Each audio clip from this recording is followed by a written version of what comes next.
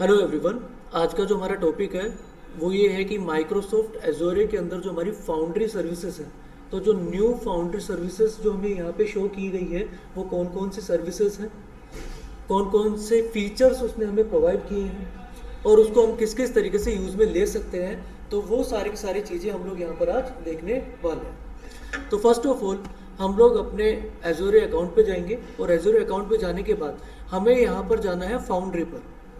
Okay, foundry पर जाने के बाद में मैं यहाँ पर अपना एक AI हब जो है उस पर जाऊँगा और AI हब पर जाने के बाद में मुझे अपना एक हब यहाँ पर क्रिएट करना है। तो फर्स्ट ऑफ ऑल हम लोग अपने एजोर AI फाउंड्री पर गए। फाउंड्री पर जाने के बाद में हम लोगों ने एजोर AI हब पर गए। हब पर जाने के बाद मुझे बनाना अपना एक रिसोर्स ग्रुप। अब रिसोर्स ग्रुप क्या होता है? एक ऐसा फोल्डर जिसके अंदर मेरी वर्चुअल मशीन, कौन कौन सी सर्विसेज मैंने अनेबल की हुई है वो एक स्पेसिफिक फोल्डर के अंदर आ जाए, तो वो यहाँ पे फोल्डर जो है वो एक रिसोर्स ग्रुप हो गया। तो मैं यहाँ पर अपना एक रिसोर्स ग्रुप जो बना रहा हूँ, उस रिसोर्स ग्रुप का नाम मैं यहाँ पे रखने वाला हूँ, लेट सपोज कि RS अल्ट्रा और रेक, मान लो इस तरीके से मैंने अपने एक रिसोर्स ग्रुप का नाम रखा। और ये जो मैंने रिसोर्स ग्रुप का नाम रखा उसका एक रीजन जो है वो यहाँ पे मैं सेलेक्ट कर लेता हूँ, ईस्ट US 2।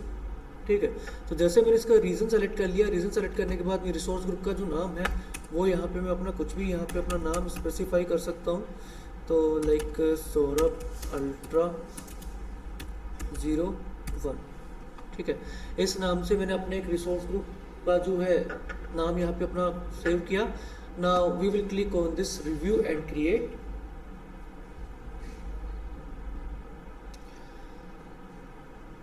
अगर ये हमारे सारे स्टेप्स अगर परफेक्ट हैं तो ये हमें आगे क्रिएट का ऑप्शन दे देगा और इससे होगा क्या, अपना एक रिसोर्स ग्रुप बन जाएगा। एक ऐसा रिसोर्स ग्रुप जहाँ पे मैं अपने सारी सर्विसेज को रख सकता हूँ। ठीक है, और उन सारी सर्विसेज को यूज़ में लेने के बाद अगर मुझे उससे बाहर आना है तो मैं उस रिसोर्स ग्रुप को अगर डिलीट कर देता हूँ तो उसके अंदर जितने भी सर्विसेज मेरे इंटीग्रेटेड थी वो सारी की सारी जो है वो टर्मिनेट हो जाएगी। तो हमने यहाँ पर जो है अपना रिसोर्स ग्रुप बनाना स्टार्ट किया। तो डिप्लॉयमेंट जो है वो अभी यहाँ पर इन प्रोग्रेस यहाँ पे मेरे को शो कर रहा है।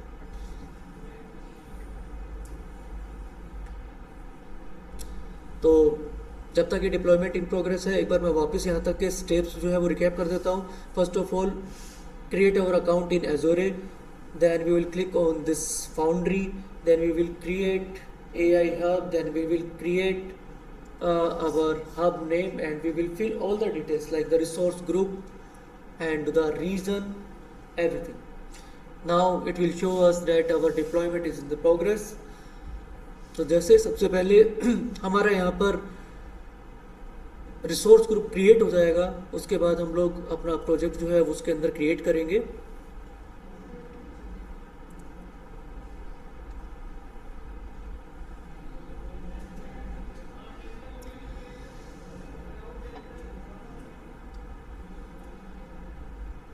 ओके, नाउ ये हमारा रिसोर्स ग्रुप यहाँ पे अभी कंप्लीट हो चुका है। Deployment and machine learning services यहाँ पर अपनी इनेबल्ड हो चुकी है और मेरा रिसोर्स ग्रुप का नाम जो सौरभ अल्ट्रा 01 था, मैंने उस पर क्लिक किया।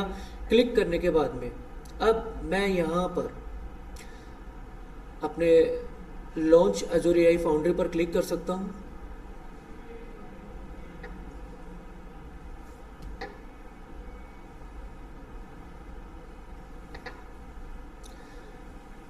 जैसे ही मैं अपने लॉन्च AI फाउंड्री पर क्लिक करता हूँ उसके बाद में मुझे यहाँ पर अगर मैं अपना एप्लीकेशन जो है वो नॉर्मली जिस तरह से अगर मुझे एजेंट्स बनाने होते तो मैं यहीं के पर अपना एक प्रोजेक्ट बनाता और उसके अंदर फाउंड्री के अंदर चला जाता, तो वहीं की वहीं पे मैं अपने मॉडल्स को डिप्लॉय कर सकता था, सर्विसेज बना सकता था।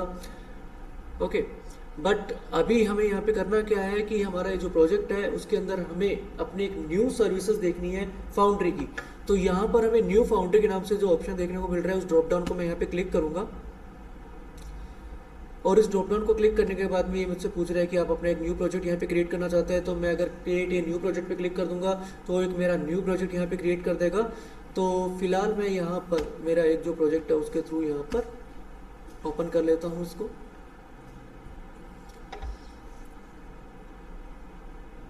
ओके, तो यहाँ पर इसने मेरे प्रोजेक्ट के एंड पॉइंट, एपीआई की और प्रोजेक्ट का रीजन सारी चीज़ें इसने मेरे को रिटर्न कर दी है। अब मुझे यहाँ पर राइट साइड में जो बिल्ड का ऑप्शन है, उस बिल्ड के ऑप्शन पे मैं यहाँ पे क्लिक करूँगा। अब यहाँ पर फर्स्ट ऑफ ऑल यहाँ पर ये मुझे ऑप्शन बता रहा है कि मैं मेरा एक एजेंट यहाँ पे क्रिएट कर सकता हूँ। तो जैसे मैं मेरे एजेंट का नाम दे देता हूँ कि लाइक टेस्टर, और इस पे मैं अगर क्लिक करूँ तो ये मेरे यहाँ पर अपना एक एजेंट बन जाएगा, और उस एजेंट को मैं अपना इंस्ट्रक्शन दे सकता हूँ, अपना एक मॉडल यहाँ पे मेरे को डिप्लॉय करना होगा। वो सारे फीचर्स यहाँ पर हम लोग क्रिएट करके अपना एक स्पेसिफिक एजेंट जो है वो यहाँ क्रिएट हम कर सकते हैं। लाइक दिस कि एक प्लेग्राउंड के लिए मेरे पास जो है इसने GPT 4.1 LLM को इसने इंटीग्रेट कर लिया है। अब मेरे को स्पेसिफिक कोई और अपना जो है मॉडल सेलेक्ट करना है, तो वो अपने मॉडल्स में यहाँ पे सेलेक्ट कर सकता हूँ। नाउ नेक्स्ट मेरे को इंस्ट्रक्शन में यहाँ पे दे सकता हूँ कि like you are a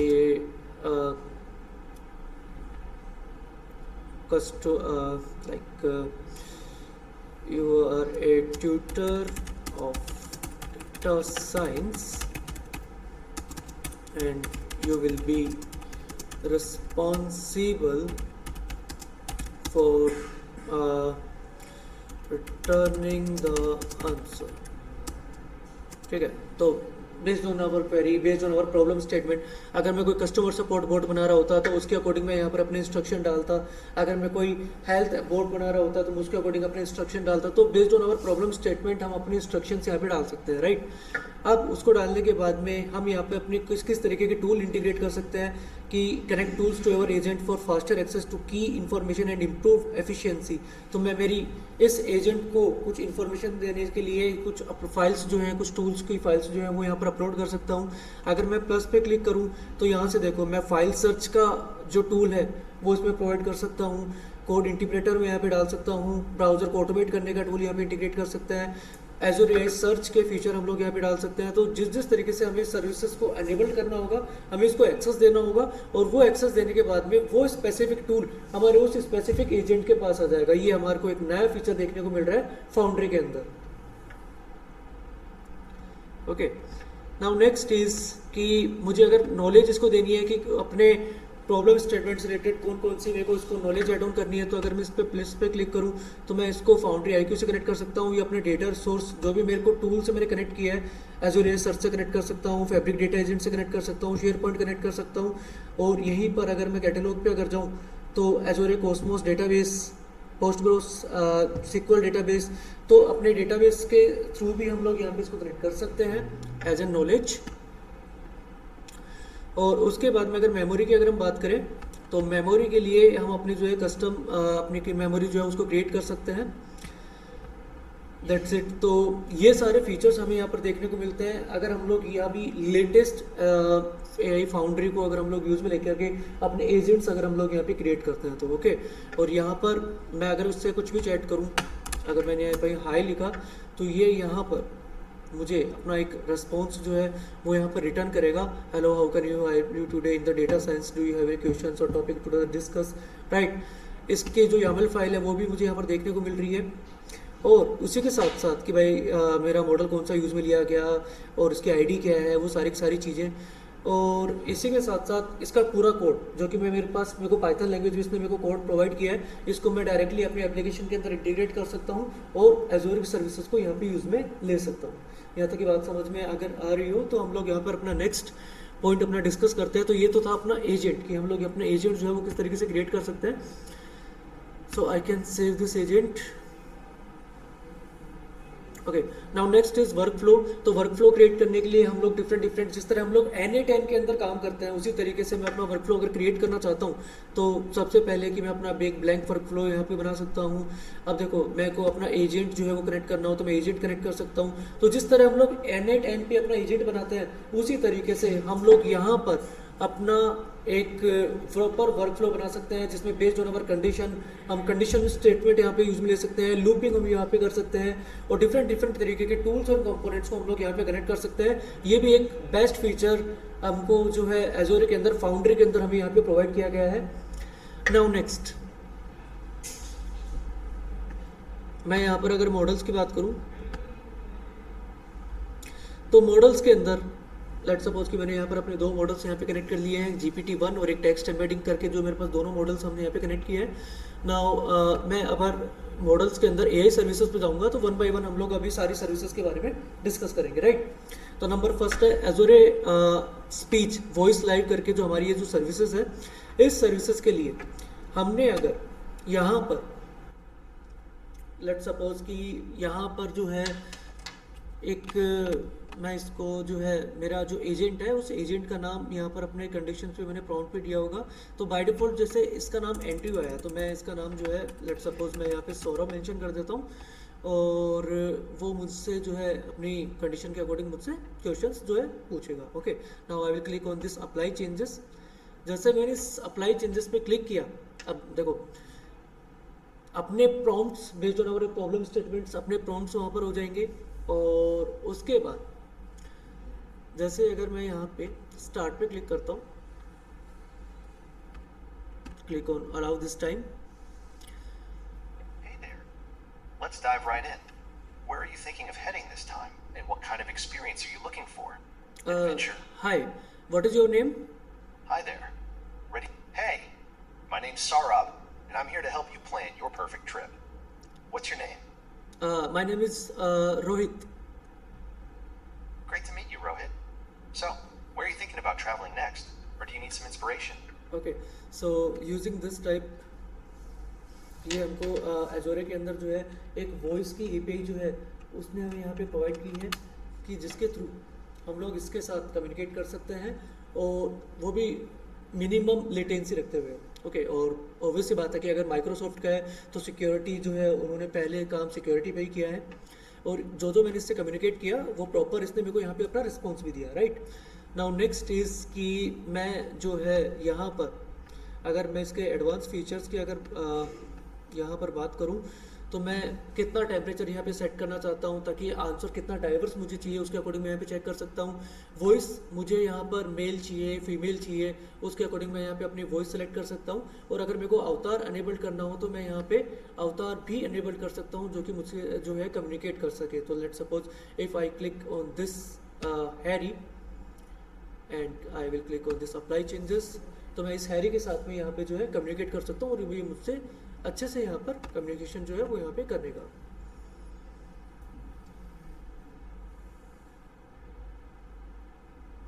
hello,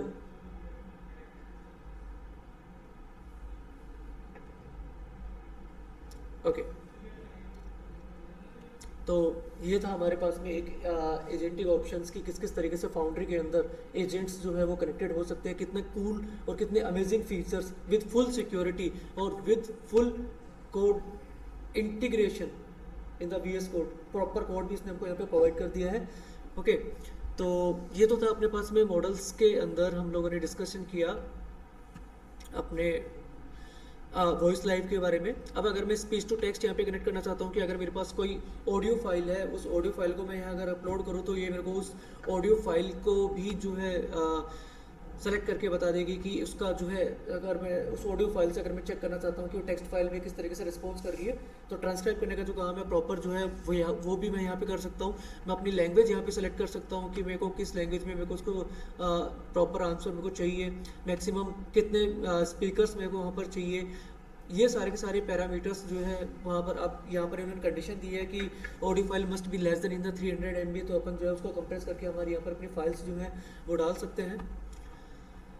now next feature is text to speech. तो अगर मैं यहाँ पर अपने कोई भी कंडीशन यहाँ पे लिख देता हूँ कि like hello welcome to Python word. Okay, now if I click on this play button, Hello, welcome to Python World. Okay, और इसी के साथ साथ मैं यहाँ पर डिफरेंट टाइप से अपनी वॉइस जो है उसको भी चेंज कर सकता हूँ, और वही यहाँ पर कि मैं अपनी ट्यूनिंग किस तरीके से सेट कर रहा हूँ वो सारे के सारे पैरामीटर्स इसने अपन को यहाँ पे प्रोवाइड कर दिया। ओके, नाउ नेक्स्ट इज़ कि अब अगर मान लो मुझे यहाँ पे टेक्स्ट को समराइज कराना हो, टेक्स्ट ट्रांसलेट करवाना हो, तो वो सारे काम भी हम कर सकते हैं। अब लेट सपोज कि डॉक्यूमेंट ट्रांसलेशन अगर मुझे करवाना है, तो अगर मैंने यहाँ पे सेलेक्ट टारगेट लैंग्वेज मैंने बोल दिया कि सिर्फ और सिर्फ मेरे को लेट सपोज मुझे हिंदी में, ये जो मेरे को एक डॉक्यूमेंट मिल रहा है उसको मुझे हिंदी में ट्रांसलेट करके दो, तो इसने मेरे को ये जो प्रॉपर इंग्लिश का डॉक्यूमेंट था, ये जो मेरे पास यहाँ पे प्रॉपर इंग्लिश का डॉक्यूमेंट था, उसने मेरे को यहाँ पर हिंदी में ट्रांसलेट करके दे दिया है। ओके, तो ये फीचर्स इसने हमें यहाँ पे और प्रोवाइड किया है। नाउ नेक्स्ट इज़ कि जो मेरे पास इसका जो नेक्स्ट फीचर होगा वो है लैंग्वेज डिटेक्शन। ओके, सो अगर मैं यहाँ पे लैंग्वेज जो है वो डिटेक्ट करना चाहता हूँ, तो मैं यहाँ पे लैंग्वेज भी डिटेक्ट कर सकता हूँ। आई थिंक कि वापस इंटरनेट इशू आ रहा है क्या?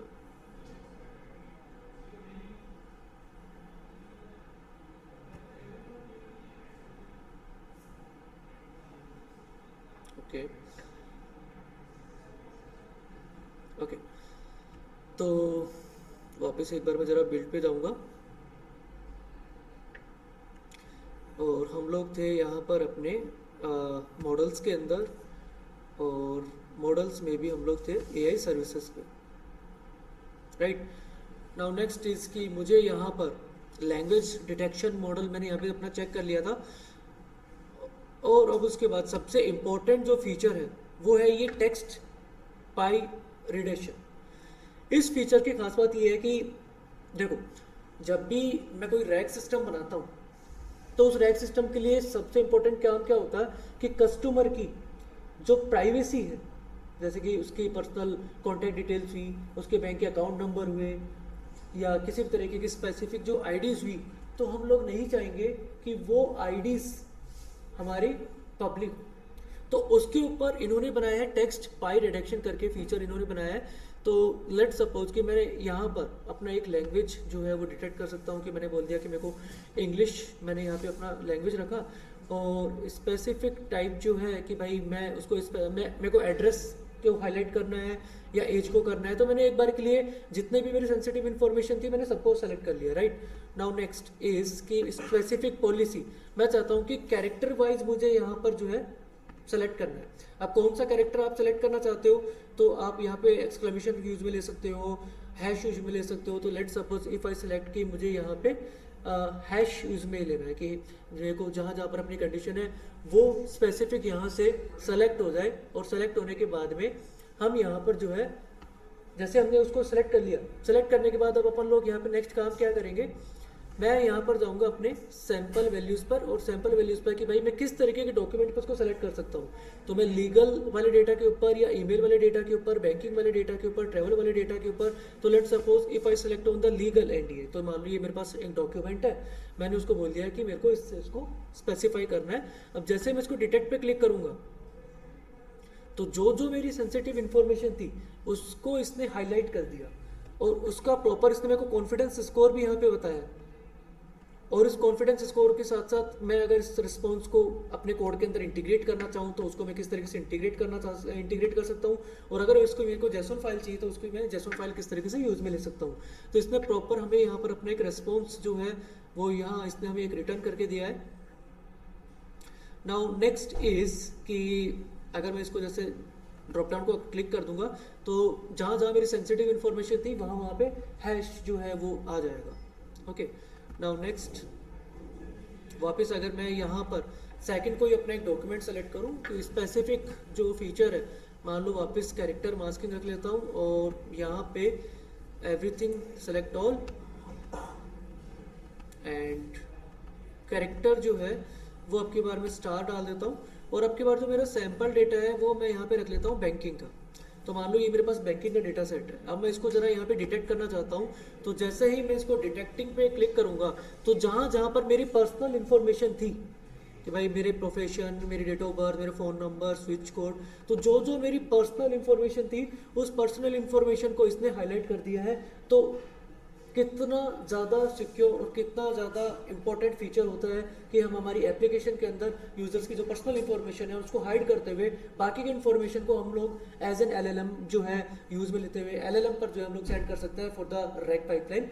तो ये कुछ कूल और अमेजिंग फीचर्स हमें यहाँ पर फाउंड्री ने जो है प्रोवाइड किए हैं। तो